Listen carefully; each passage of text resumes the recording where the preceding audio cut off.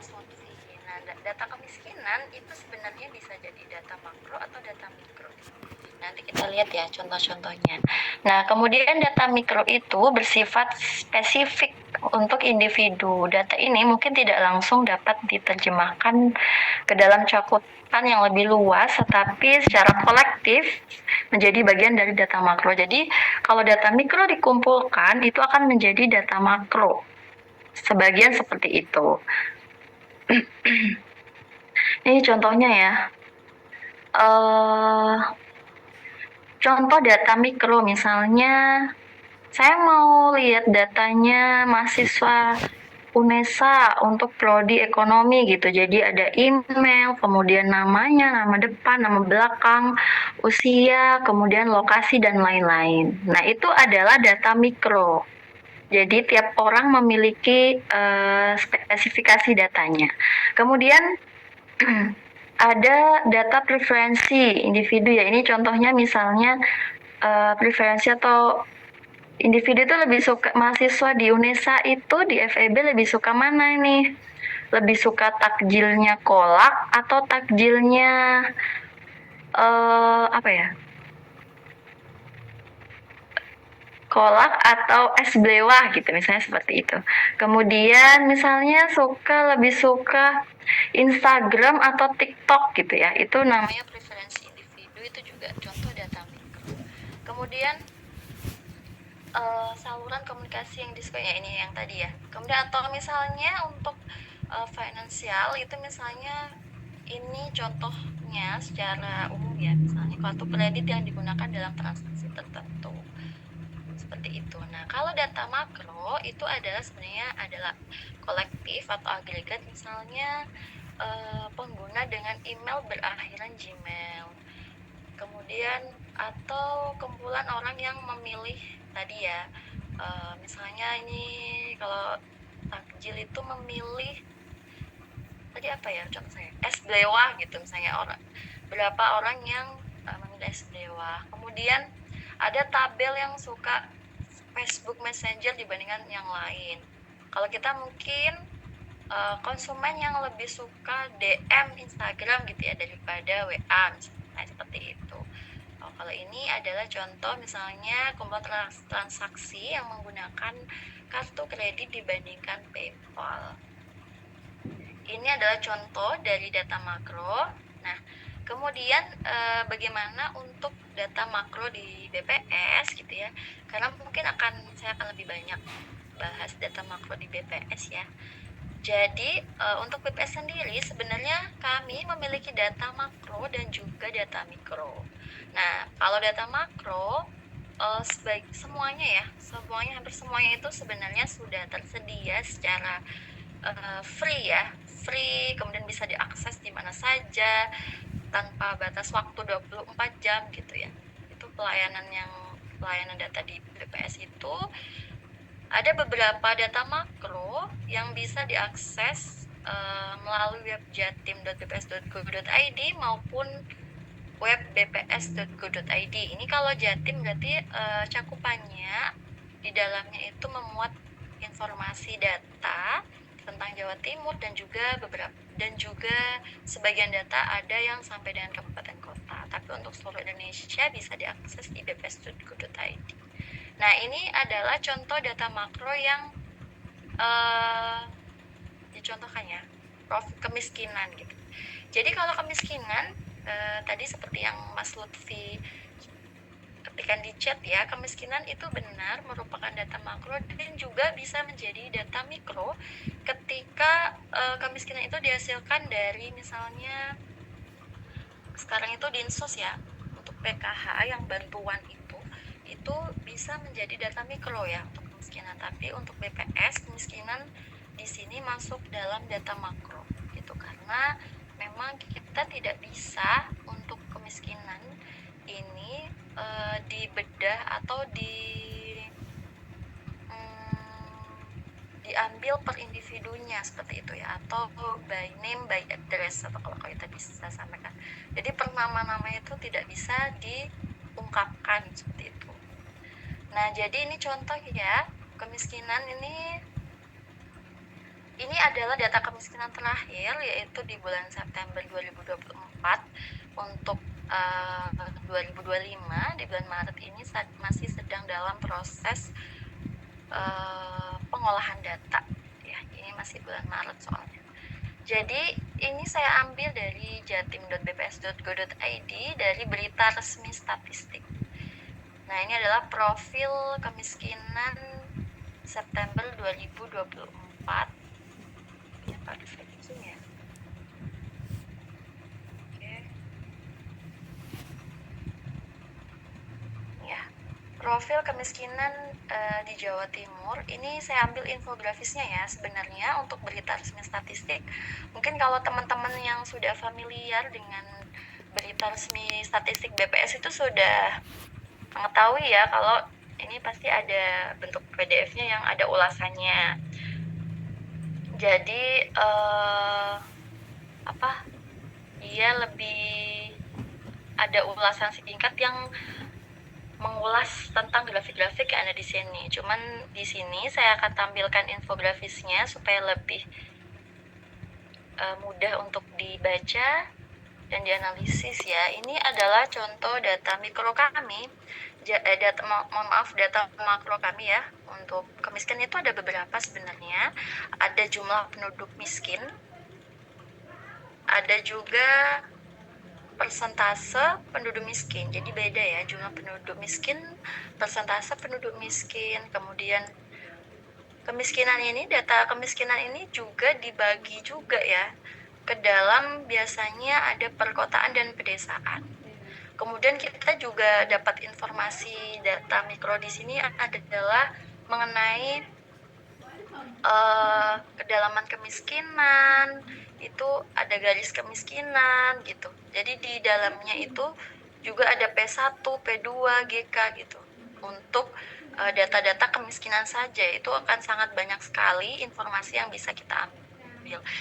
Sehingga di sini saya menyampaikan bahwa misalnya teman-teman di sini atau adik-adik gitu ya, saat mengulas atau menyusun topik mengenai kemiskinan, itu barangkali mungkin saat menggunakan data persentase penduduk miskin mungkin didapat modelnya kurang sesuai atau misalnya korelasinya nggak ada. Nah, itu bisa juga ya dicoba-coba dengan data makro lainnya ya yang berkaitan dengan kemiskinan, misalnya jumlah penduduk miskinnya, atau kita menggunakan garis kemiskinannya gitu. Jadi atau kita split, ternyata ketika dianalisis atau dideteksi lebih lanjut tentang kemiskinan itu, misalnya di perkotaan dan pedesaan, ternyata lebih cocok atau lebih sesuai dengan penelitian yang sedang kita susun gitu atau kita rencanakan gitu. Jadi kemiskinan itu sebenarnya tidak hanya jumlah penduduk miskin ya, bisa direpresentatifkan dengan atau diwakilkan dengan banyak indikator data makro yang lain gitu. Jadi itu salah satu poin yang mungkin kita bisa terlewat ya gitu. Kalau di BPS sendiri karena mungkin saya familiar dengan datanya, jadi ketika misalnya saya menyusun ini nih menulis gitu ya, misalnya ketika menulis saya bukan kurang cocok ya kan, ketika menulis tuh misalnya ada yang tidak tepat lah, harusnya teorinya seperti ini, tapi kok saat diaplikasikan dengan datanya kok berbanding terbalik, misalnya seperti itu. Nah, kita bisa menggunakan opsi-opsi data lainnya yang sebenarnya masih sangat nyambung gitu ya, atau terkoneksi dengan kemiskinan gitu, seperti itu. Kemudian ini juga ada data makro lainnya di BPS ya, itu juga ada perkembangan pariwisata. Perkembangan pariwisata itu kita bisa, data ini di BPS hasilkan dari beberapa kumpulan data dari beberapa sumber ya, dari banyak sumber, salah satunya misalnya adalah jumlah kedatangan atau jumlah keberangkatan dari bandara Juanda gitu. Nah ini spesifik di Bandara Juanda ya. Ini adalah kunjungan wisata di Bandara Juanda untuk dari bulan Januari sampai Desember 2024. Kemudian yang ini adalah kayak perkembangannya gitulah ya. Jadi pertumbuhannya, kalau ini jumlahnya, ini perkembangannya, naik turunnya seperti itu. Kemudian ini kita bisa lihat juga di data makro itu adalah kunjungan wisatawan mancanegara ya, artinya wisatawan yang berasal dari luar negeri, luar Indonesia itu di Jawa Timur gitu. Nah ini adalah data makro, maksud saya adalah kita tidak bisa melihat kayak minyak spesifik misalnya ini ya, yang ini ada berapa bu nih? Karian Jan. Ada 20. Misalnya ini ya, ini kan ada 322.045 gitu ya kunjungan wisatawan mancanegara di Bandara Juanda. Nah, kita tidak bisa melihat per orangnya, karakteristik per orang dari wisatawan itu. Nah itu ini salah satu bukan kelemahan, ya bisa jadi kelemahan data makro juga, tapi data makro itu bisa menggambarkan secara agregat gitu ya, secara agregat. Ini kemudian wisatawan mancanegara itu juga kita bisa split lagi ini menurut kebangsaannya.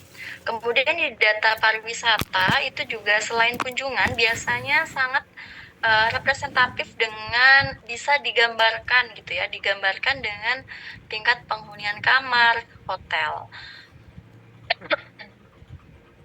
Jadi kalau di sini ini mungkin lebih ke salah satu indikator saja ya, tapi kalau untuk di berita resmi statistik lengkapnya itu juga sudah ada per bulannya seperti itu. Nah ini ada, jadi di Desember itu dibandingkan bulan sebelumnya yaitu ada kenaikan 1,20% ini ya. Jadi biasanya kan kalau di Desember kan emang lebih ada kenaikan gitu ya kalau untuk wisatawan. Ini untuk untuk penghunian kamar di kamar hotel bintang, kemudian ada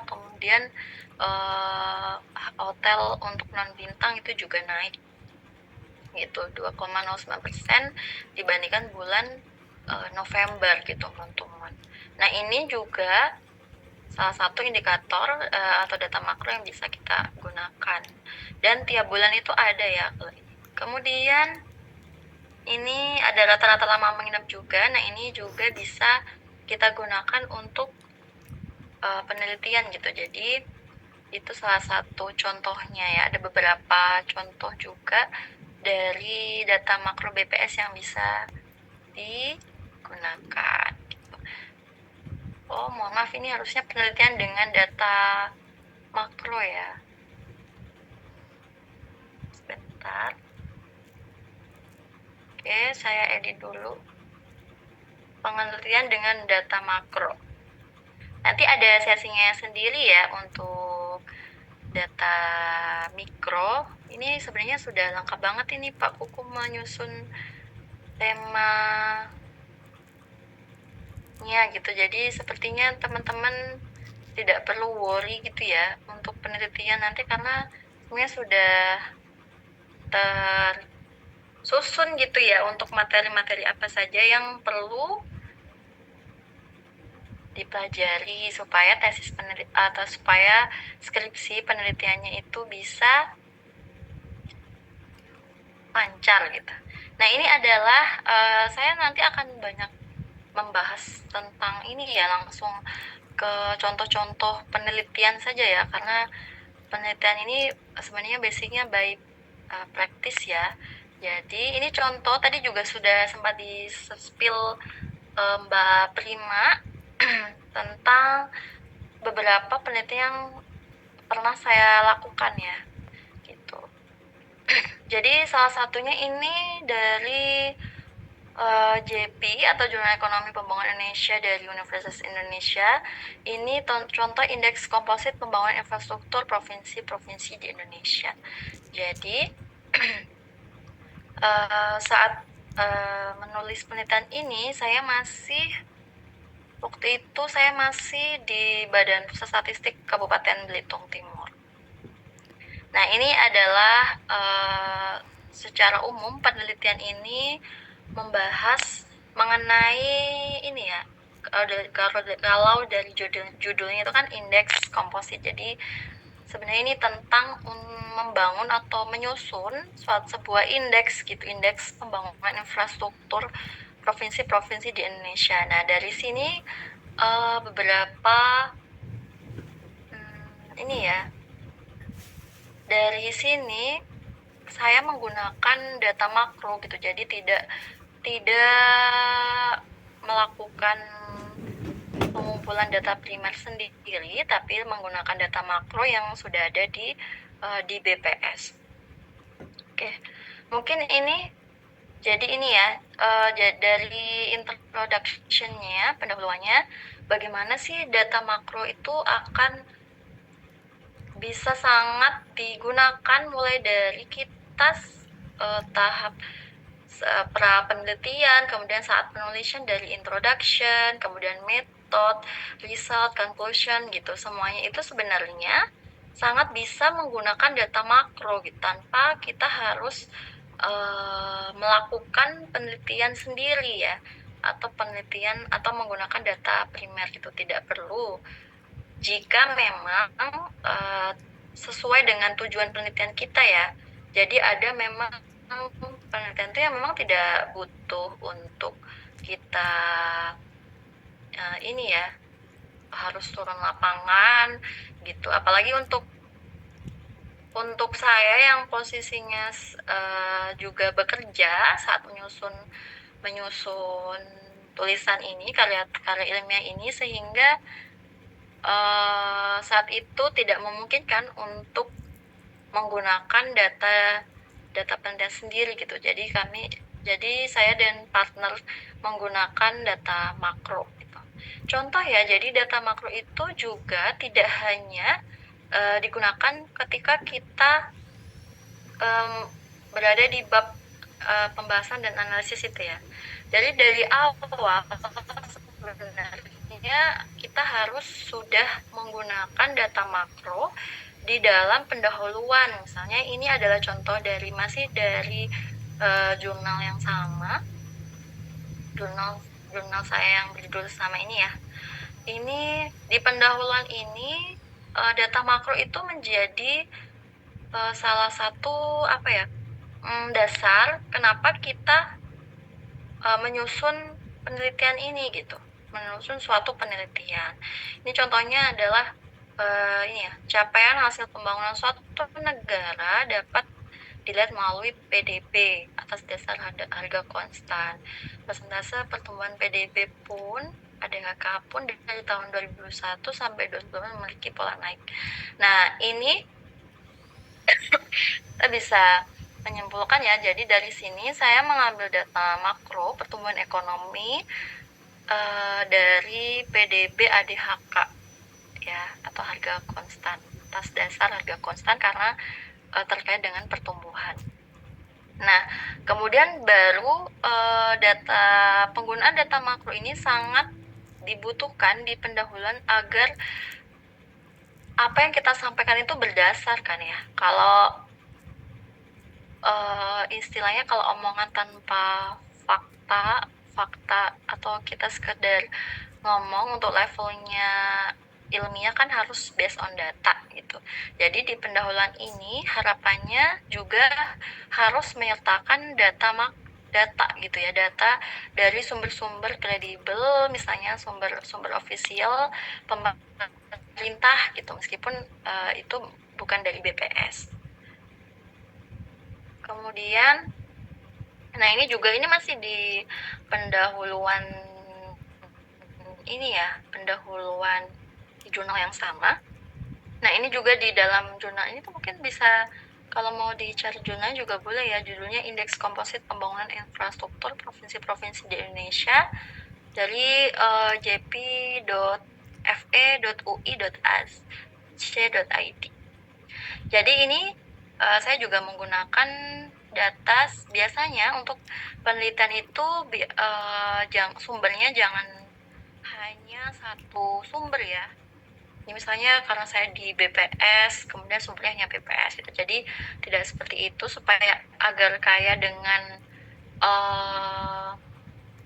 sumber, agar lebih kuat ya tulisan kita itu, sebaiknya memang sumber-sumber lain juga perlu dicantumkan gitu. Jadi tidak hanya BPS. Ini juga saya mengambil dari Kemenq. Ini untuk APBN ya, waktu itu untuk APBN. Jadi data APBN tentang rata-rata pertumbuhan anggarannya untuk APBN infrastruktur seperti apa. Tadi kan kaitannya dengan infrastruktur. Maka di introduction atau di pendahuluan ini juga disampaikan data-data lain yang berhubungan dengan infrastruktur. Seperti itu. Jadi jelas ya, kalau data makro itu juga digunakan mulai dari introduction atau pendahuluan kalian. Kemudian untuk metode sendiri,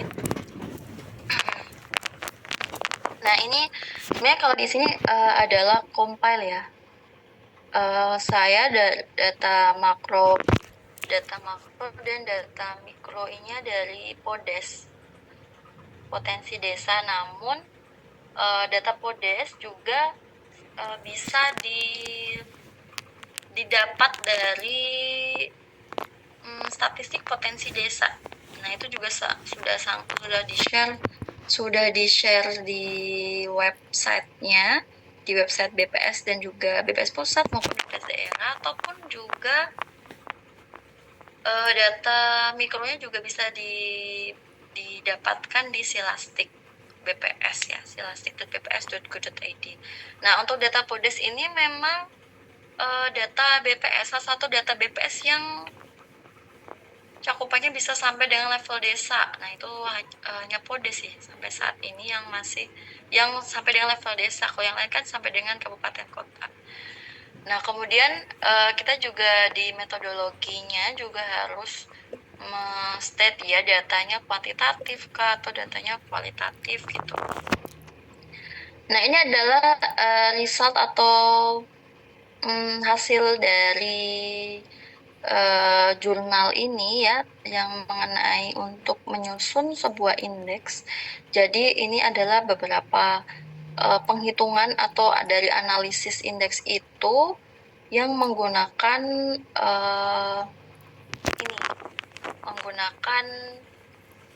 analisis faktor dalam menyusun indeksnya.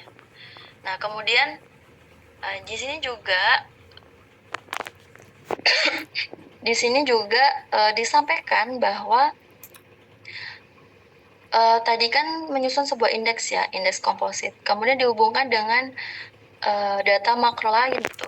Jadi seperti IPM dan PDRB gitu. Jadi ini juga bisa menjadi kita bisa menggunakan data makro yang sudah ada untuk menganalisis penelitian yang sudah kita dapatkan ya. Jadi maksudnya adalah misalnya ini ya. Ini kan saya sudah mendapat sebuah indeks ya. Tadi kan menyusun indeks gitu. Kemudian supaya lebih kredibel indeks itu, maka di sini saya mengaitkannya dengan IPM atau Indeks Pembangunan Manusia dan juga PDRB. Kenapa? Karena sebenarnya kan IPM itu sebuah indeks yang sudah official ya, yang sudah official dengan dan diakui gitu ya, bisa diperbandingkan antar negara, antar provinsi juga, sehingga kita di sini saya mau membandingkan indeks yang saya dapat itu apakah sudah memiliki pola yang sama dengan IPM. Jadi data makro itu juga digunakan dalam ini. Kemudian selanjutnya saya akan share beberapa data makro yang digunakan di beberapa metode analisis ya. Sebentar.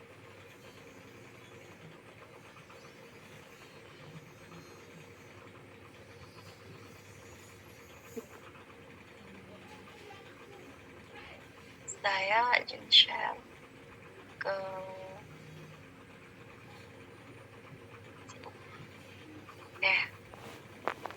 apa sudah nampak layarnya Mbak Prima? Oke.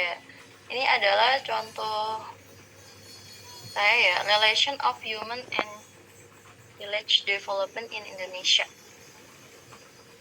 Ya, ini contohnya ya. Jadi di sini ada indeks IPM juga ya, indeks pembangunan manusia dan juga VDI atau Village Development Index. Nah, di sini di sini data makro yang digunakan adalah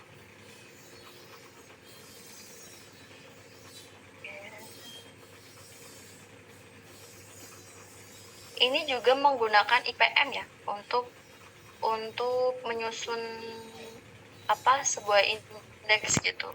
Ini adalah contoh indeks-indeks yang disusun dari menggunakan data desa dan IPM. Nah, ini memang contoh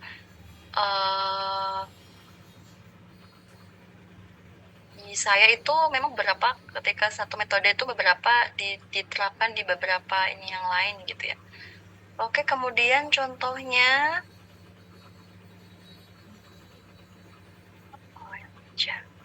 nah, ini apa sudah di mirroring the Greek tourism? Mbak Prima? Iya, sudah Ibu. Oke, ini contohnya aja ya. Ini jurnal, waktu itu di jurnal IPB ya. Jadi mirroring the Greek tourism after economic crisis, the effect of tourism sector to Bangka Belitung GDRP. GDRP itu atau PDRB-nya Bangka Belitung ya. Jadi di sini menggunakan simple linear regression atau regresi sederhana, regresi linear sederhana. Nah, jadi di sini menggunakan data makronya adalah GDRP atau PDRB ya, PDRB atau pertumbuhan ekonomi di Bangka Belitung, di provinsinya ya. Jadi di sini saya juga menggunakan analisis SWOT ya untuk menganalisis di sini. Contohnya langsung ke ya. This paper using gross domestic regional brutto dari 2004 sampai 2012. Jadi variabelnya di Y, itu variabel Y, kemudian nah kemudian local and foreign travel atau tadi yang sudah saya sebut sebelumnya ya, atau wisatawan lokal dan mancanegara itu sebagai variabel X.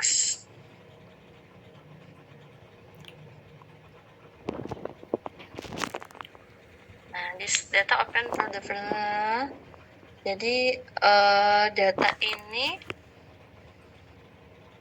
dari tahun 2004 sampai 2014.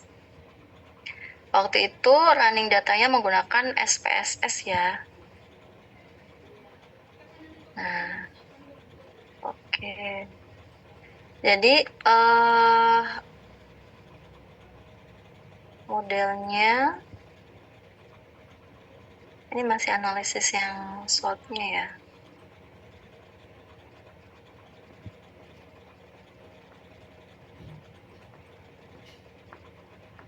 Nah, ini adalah output regression dari ini sebenarnya sangat sederhana gitu ya, tapi mungkin kan kalau regresi linear itu sederhana banget ya. Ini kalau untuk di regresi linear dari bagaimana tourism itu berefek ke GDRP ya, itu. Juga atau kalau misalnya teman-teman tahu ini masih kita satu era nggak ya? Tahu ini nggak Laskar Pelangi? Mbak Prima tahu Laskar Pelangi nggak? Tahu Ibu. Oh masih ngikutin ya Laskar Pelangi itu ya? Iya. Oh iya, jadi Laskar Pelangi itu kan di ini ya di Belitung ya.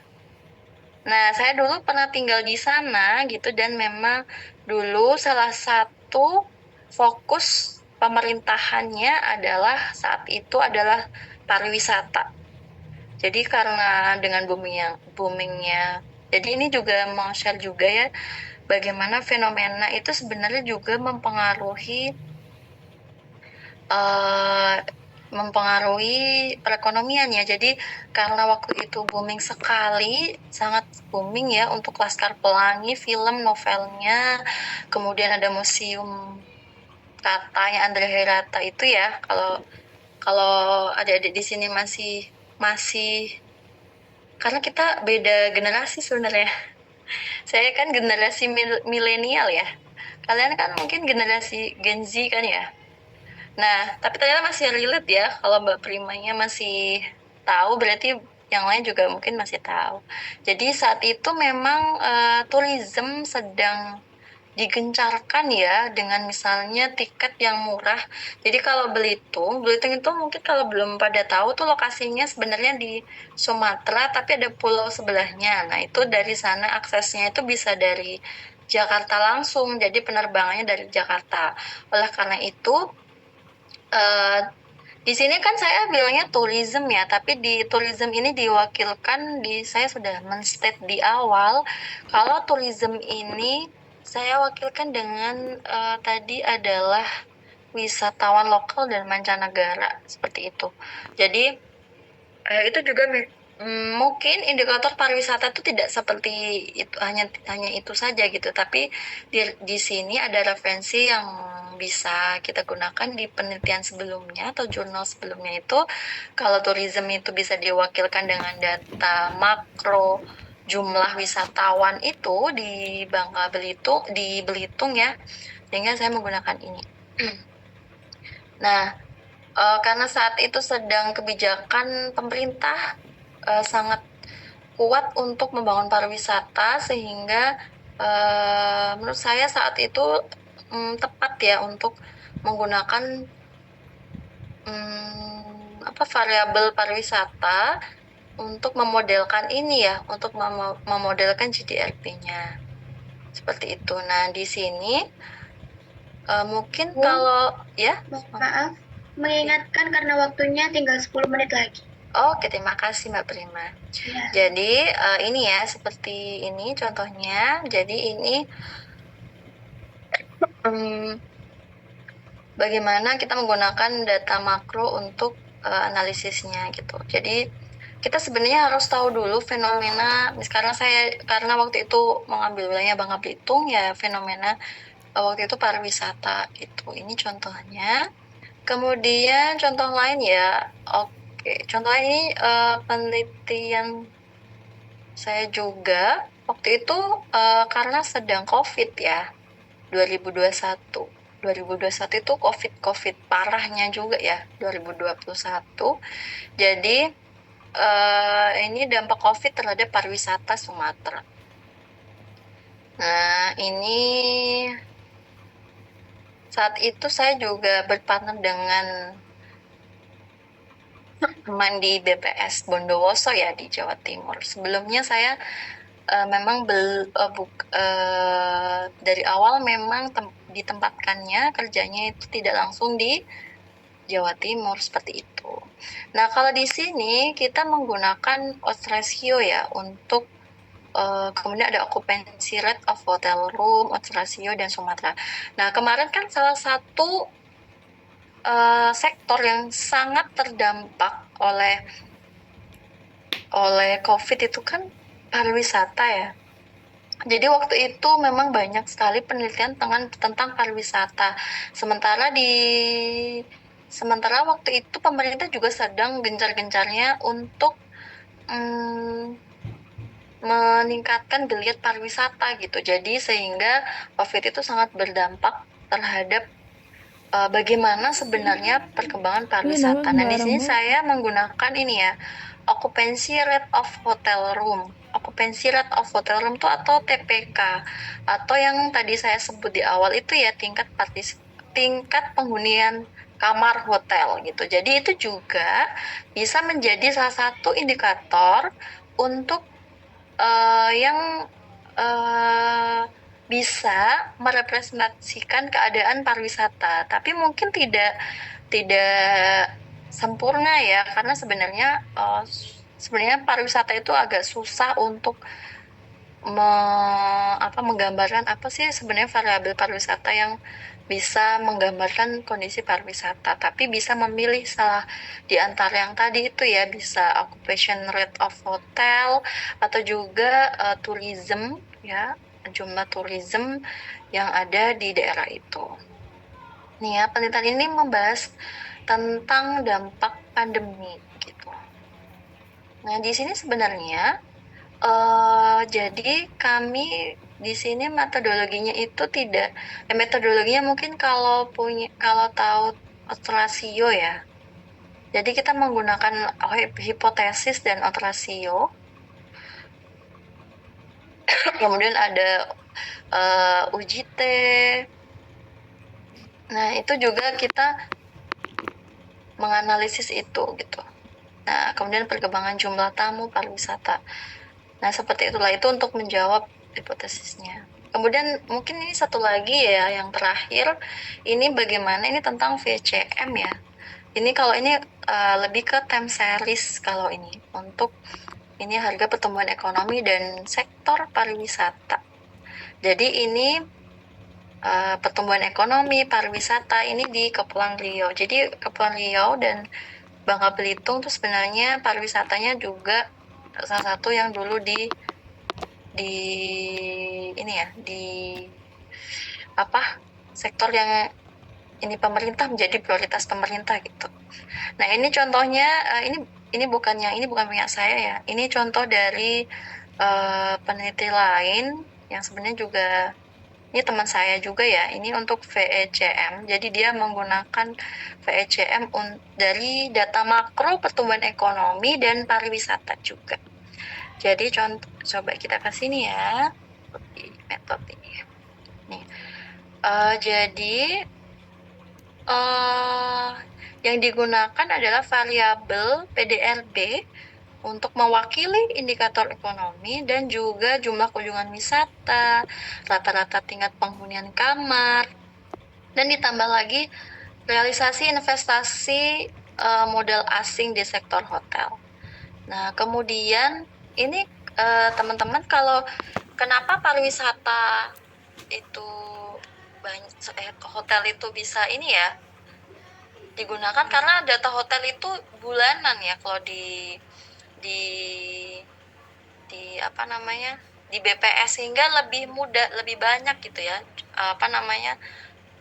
datanya itu lebih banyak gitu, jadi lebih mudah untuk menggunakan banyak model gitu. Data pariwisata inflasi itu datanya bulanan, kalau PDRB paling banyak triwulanan. Nah, itu sehingga kita lebih banyak pilihan untuk menggunakan metode analisisnya. Ketika data itu tahunan ya, itu akan lebih sulit sih. Bukan lebih sulit sih sebenarnya, bisa, tapi pilihannya tidak banyak untuk menggunakan itu ya.